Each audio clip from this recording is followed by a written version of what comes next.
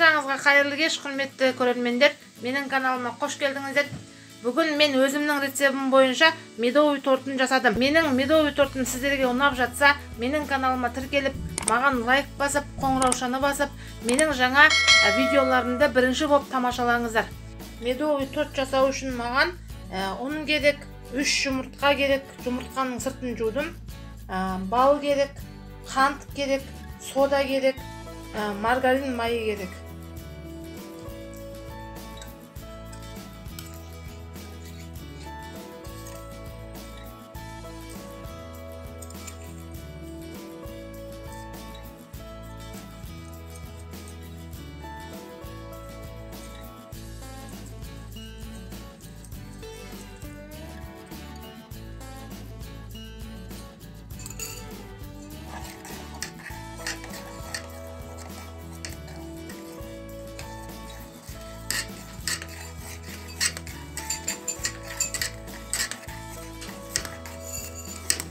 Мінеге бізде осындай масса шықты. Массамызды суытып алдық. Суытпасақ, жұмыртқа салғанда пісіп кетеді жұмыртқамыз. Жұмыртқа піспас үшін осылай суытып алуымыз керек. Ал бисмилля деп жұмыртқа саламыз.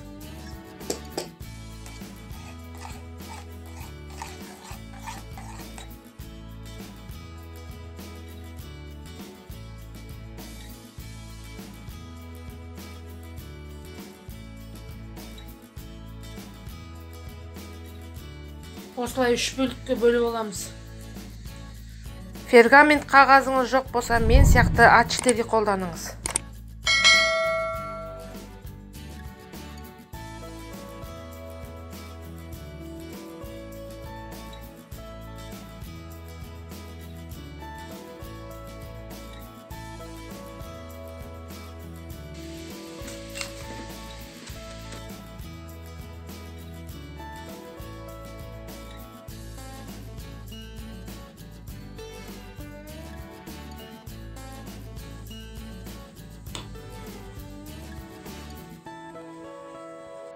Ұнтақ емес, сұйықтық крем шантиді миксердің көмегімен араластырамыз.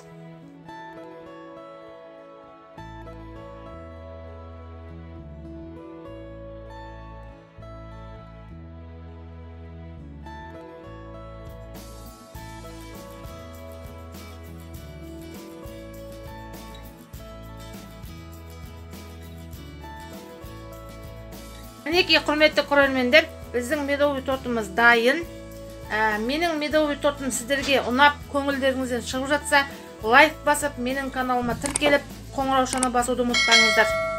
Видеомды соңына дейін тамашалағандарыңызға көптен көп рахмет. Келесі жаңа видеоларда, жаңа рецептерде жолыққанша күн жақсы болсын. Сау саламатты болыңыздар.